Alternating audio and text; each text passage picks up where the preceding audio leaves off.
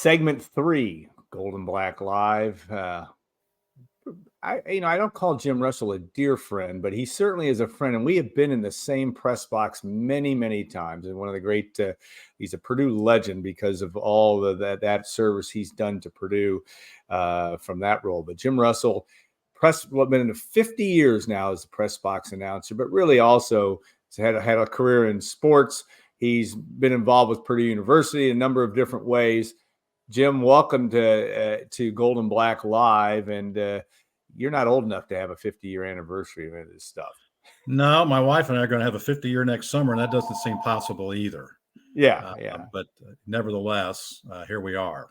Yeah. And of course, as we get started on an interview, the other phone rings. That's all right. That's part of that's the beauty of live interviews. That's all right. Well, I'm sure it's a candidate's office for some office wants to talk about elections. I don't. No, me either.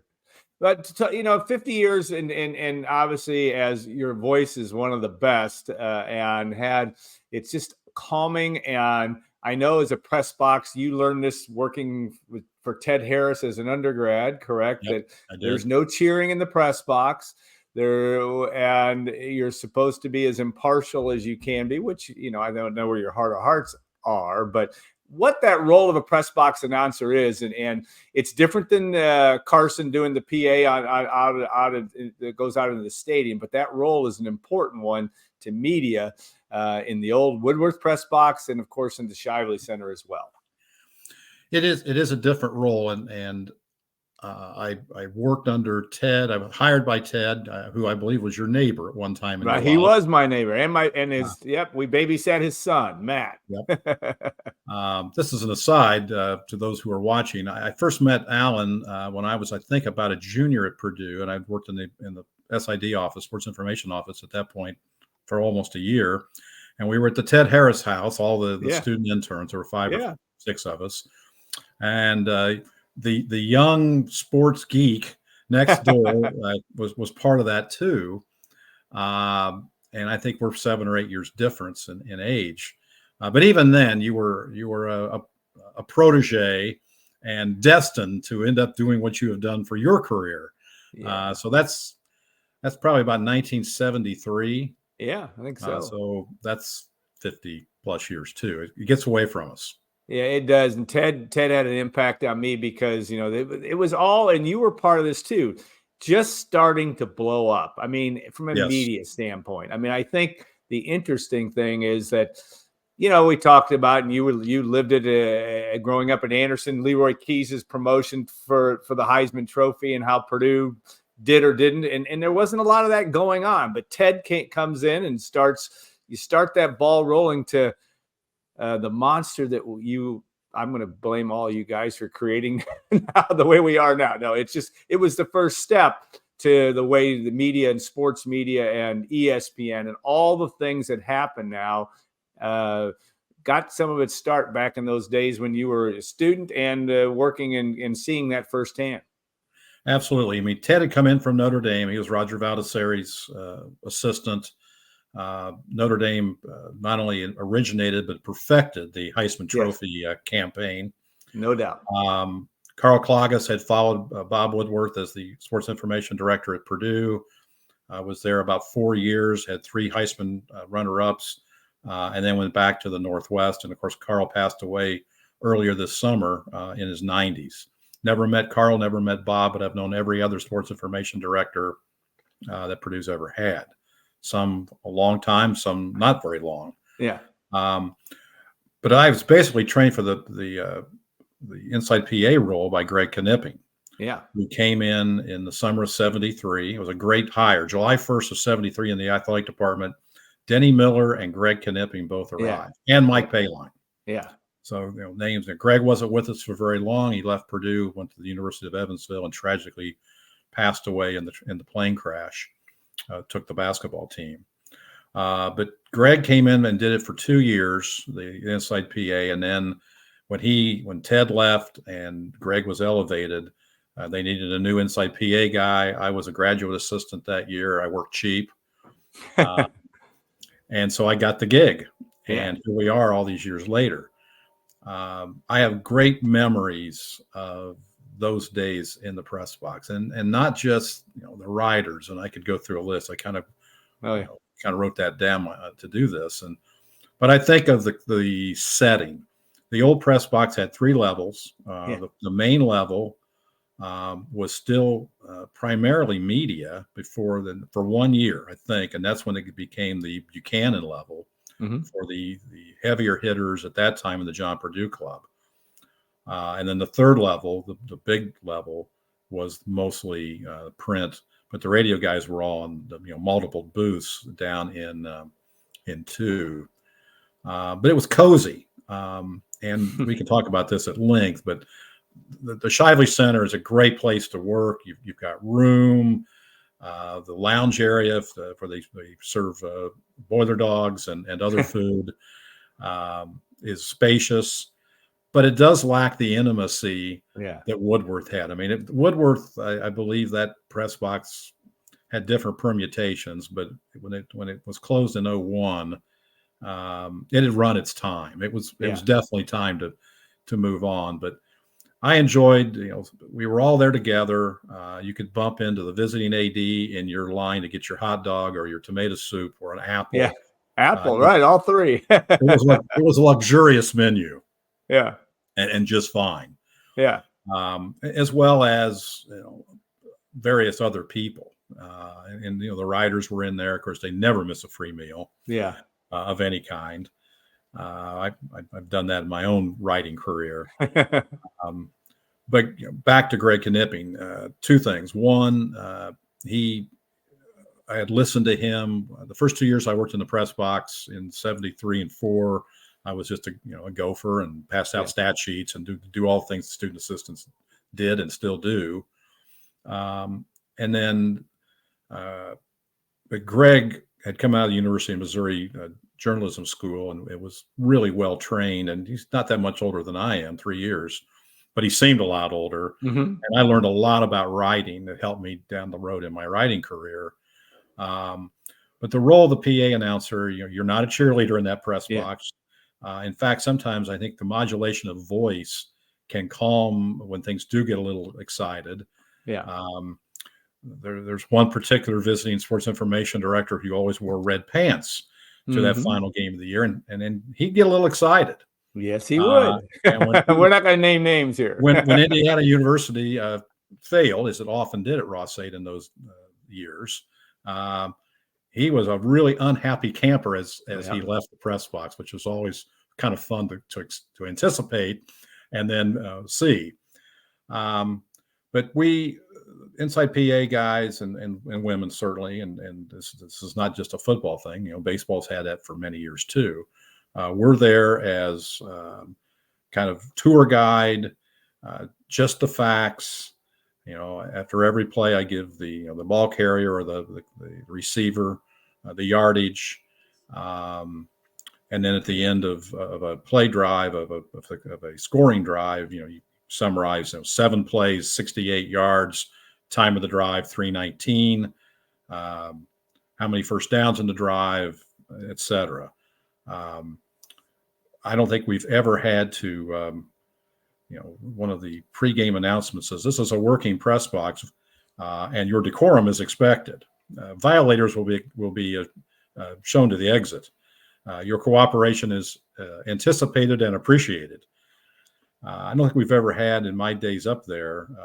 I was going to say, you never had to escort anybody out? No, but I think during the Tom Shoup era, and Tom was a no fun kind of guy. He was very serious.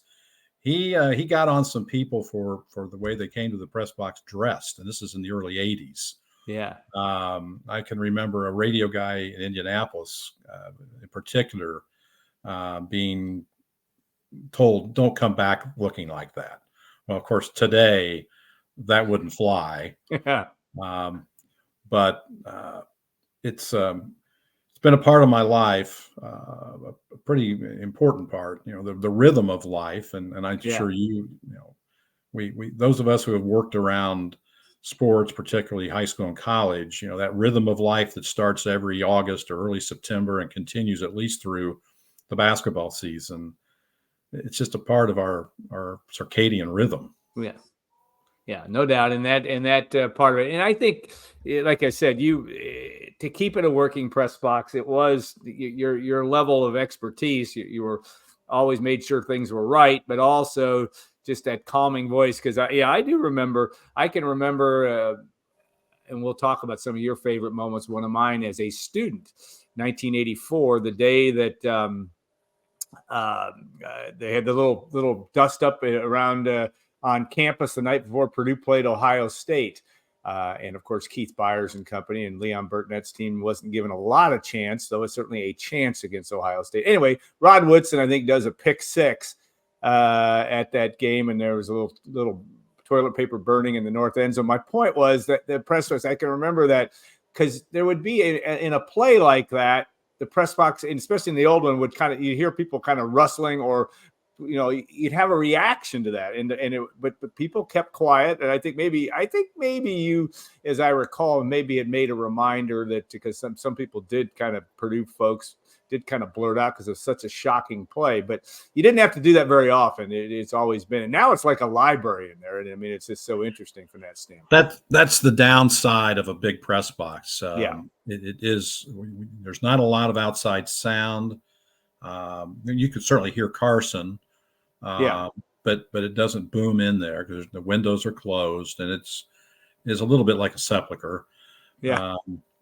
But I think it's important for the people who are working, and there are in a Twitter world or an X world. Yeah.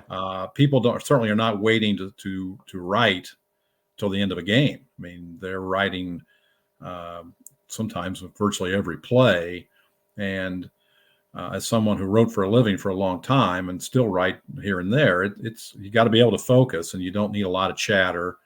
Some people are a little more uptight than others. Yeah.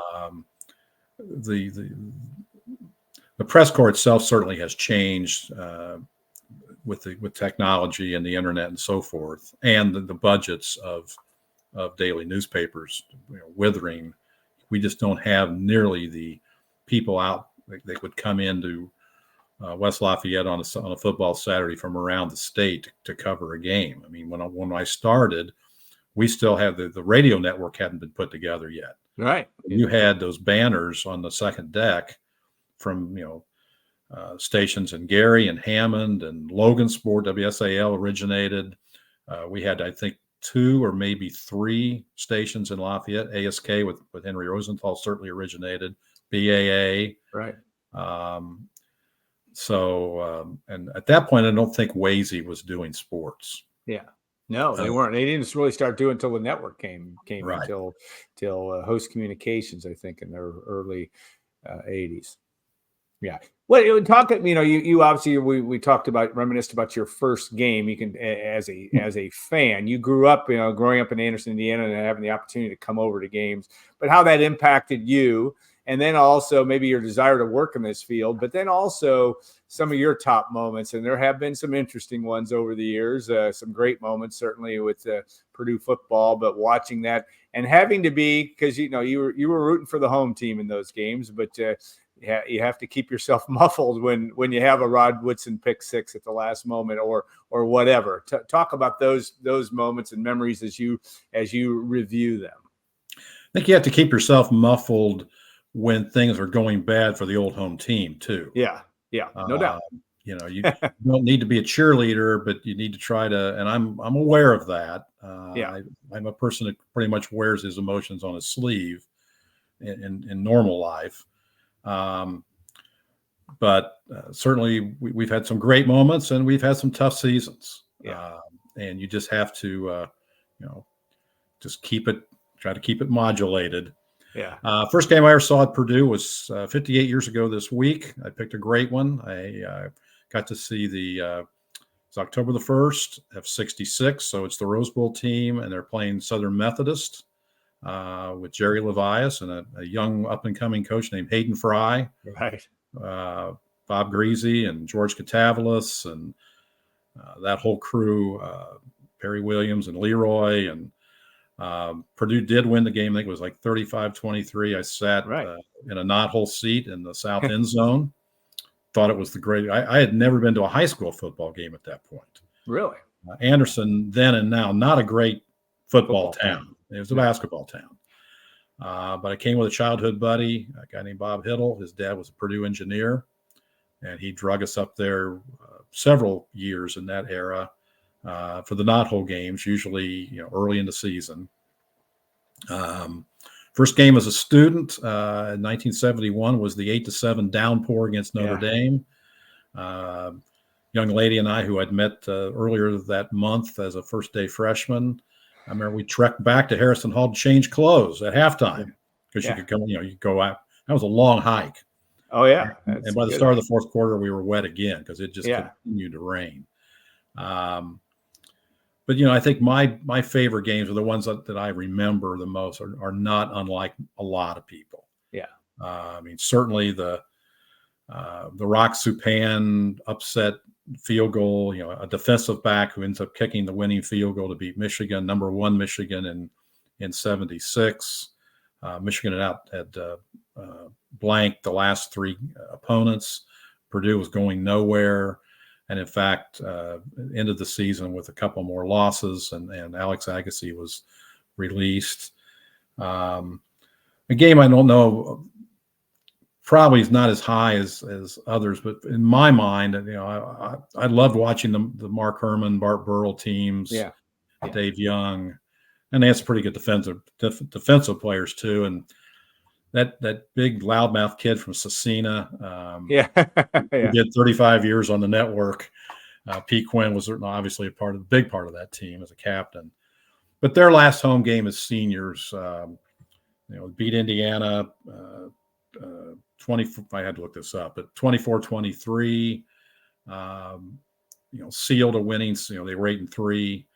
But what really struck me when I went back and looked at this in the Purdue media guide, announced attendance that day, 71,629. And people say, well, how did they get all those people in? Well, they used to let a lot of people sit in that north end zone on the grass in awfully uncomfortable folding chairs. Yeah. But it was a really, it was an end of an era. And I think everybody knew that. I don't think we realized we were about to descend back into the desert of football for a long time. We had a couple other good seasons in the 80s, but it was not going to be good again for quite some time. The next season, though, the season opener, we played Stanford, and it was the big game. It was the opening day. ABC did the game. Keith Jackson was on the game for ABC. And in those days, if it was a national game, which we just take for granted, we can watch 15 games every Saturday now. Yeah. Big game. John Elway is a junior. Scott Campbell is Mark Herman's successor, sophomore, don't know much about him. And somehow Purdue, Elway went 33 for 44 that day. Yeah. But Purdue wins 27-19. And then the last game of note, I think in the 80s, Rod Woodson's last game in 86. Yeah. Played almost every snap. Just such an exciting player for his entire career. Purdue beats Indiana 17-15. It's Woodson's last game. It's freshman quarterback Jeff George's last game at Purdue. And it's Leon Burnett's last game at Purdue. Okay. One of those, the games where I've seen so many games. I went back and looked. I had a run of 116 in a row from the start of 71 through midway in 94. When I left the newspaper biz and went to the Indiana High School Athletic Association as their sports information director in 94, I knew there was going to be some challenges with scheduling. Yeah. And sure enough, the streak ended on homecoming in 94 when the first boys and girls state soccer finals were being played in Indianapolis. I was not a big soccer person at that point. I've grown to appreciate the game. But I remember trying to get out of after the early games that day and drive to Lafayette to at least catch maybe the fourth quarter in the stands. Yeah. And the game ended as I pulled off of 52. Yeah. And I just turned around and came home or came back to soccer. But the the games run together, Yeah. and I'm somewhere north of 300 all in, probably about 285 as the PA guy, and still enjoy doing it. And I've had a lot of help and a lot of what's the word I want to say? The succession of sports information directors from Ted Harris to today's Patrick Crawford. He has a different title, but he's the head of strategic communications. There's a long list, and they've put up with me all these years, which I appreciate. Yeah, you've had an esteemed career, and have served them well. All right, some of the people you've run into, again, the Keith Jacksons of the world, the Brett Musburgers, the folks that they had the opportunity to run into, memories of that, and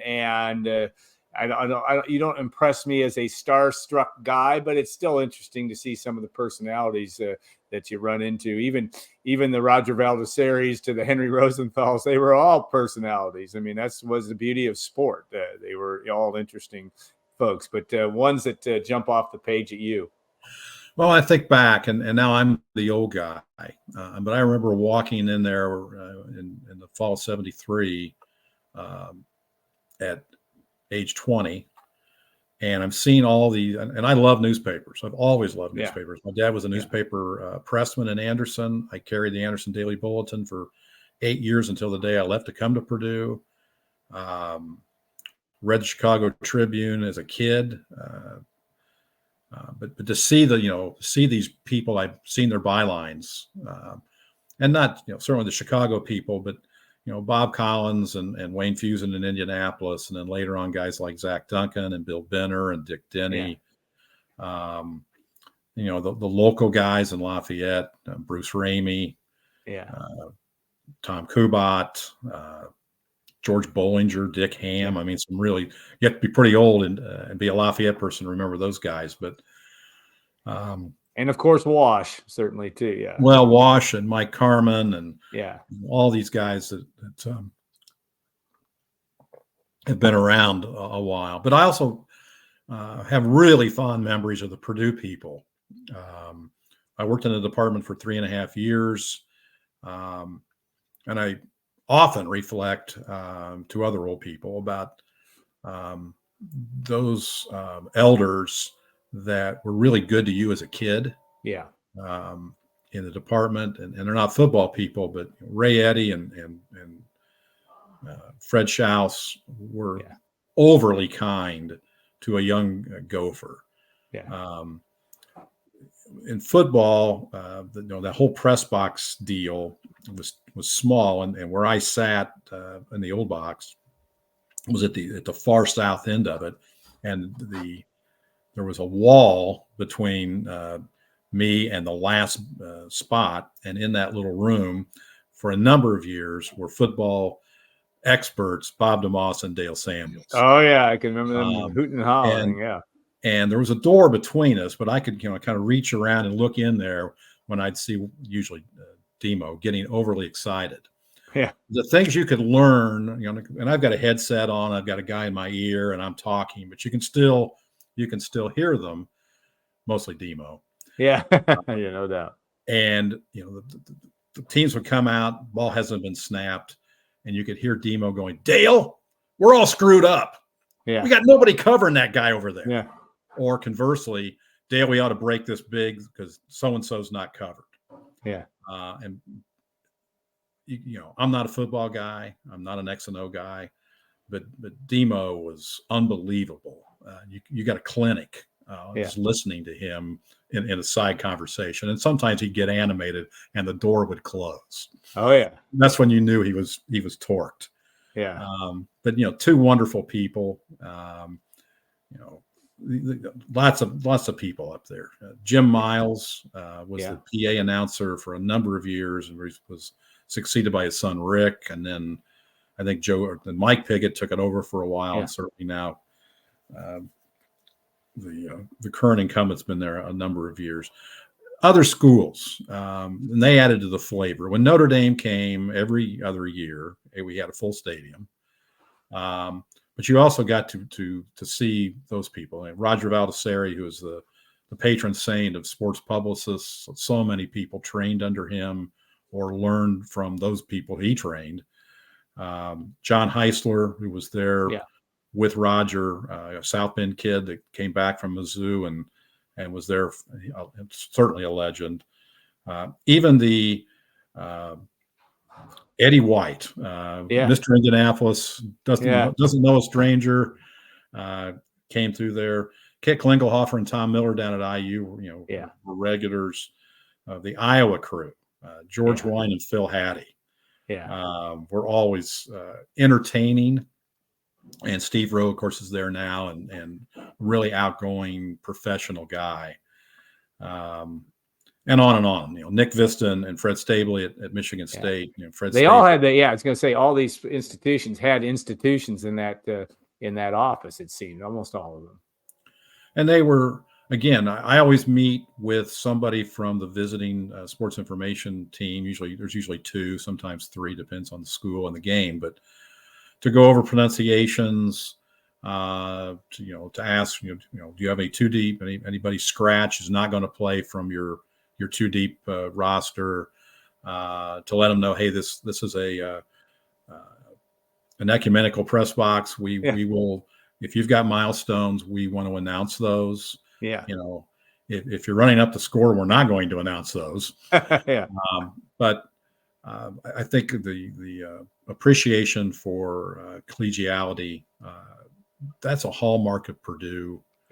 When you hear other teams talk about coming to Purdue and being greeted, particularly in basketball, where they get treated like as much like the home team as possible, and I think that appreciates that, and that's the old Purdue I hope we can hang on to. I hope that's the old college athletics I hope we can hang on to, because it is it's spiraling pretty quickly.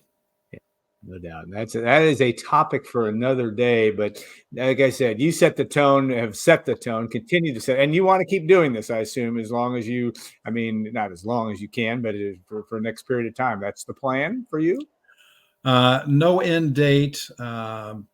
Certainly, Patty, my long-suffering Purdue wife. And to complete that story, that woman that you walked back to Harrison Hall with, you didn't say she became your wife, correct? She did. Okay, and is.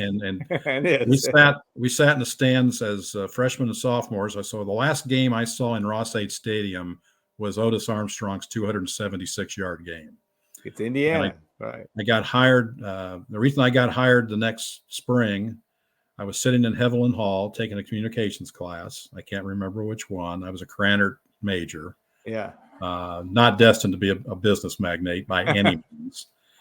And up on the blackboard in chalk was a little box. Someone said, sports information director seeking student assistant. And that kind of piqued my interest. I'd been editor of my high school newspaper and et cetera. And it turned out that Jeff Washburn, who was a freshman at Purdue, was working in the sports information office, but also stringing at the Journal Courier. And Ted Harris issued an edict. You got to pick one or the other. And Wash took the JC and opened that door, and I walked into it, and here we are. That's a great story, and such an esteemed career. And like you said, you set the tone very well for Purdue's collegiality, which I think is, like I said, I'm with you. I hope we can keep. I think from the way we treat media, we being, and I'm part of it, but the way we're treated is important. It is still an important thing to be able to do. We're going to do this again because we only scratched about half the surface, but we appreciate your time and all the great stories, and there are many that you've been involved with. And we'll see you. Let's see. It'll be the next time. Will be on a Friday night, October 18th, 2 weeks from today, when Purdue takes on Oregon. That will be an interesting experience as well. those night games are tough on old people. Yeah, I know, but it's the new world of college football. All right, we want to thank our sponsors: State Farm agent Trent Johnson at TrentIsMyAgent.com, XXX I think Jim Russell's probably been to the Triple X in his life on the Hill, but on the level of Purdue tradition since 1929. We want to thank, too, Madison Kopp, the folks at WLFI, for putting this on and making this happen for us. We'll be back next week. I think Katie Gerald's is going to join us. We appreciate, so we'll talk about Purdue women's basketball as well. And that every Friday we have the pleasure of doing this show. Thanks again also to Rob Hummel, who joined us in segment 2. And of course, Tom Dienhart, who will break down everything Purdue, Wisconsin for tomorrow's big noon kick at Camp Randall. So have a great rest of your Friday, or whenever you're watching this, the rest of your weekend. And we appreciate you tuning in to Gold and Black Live.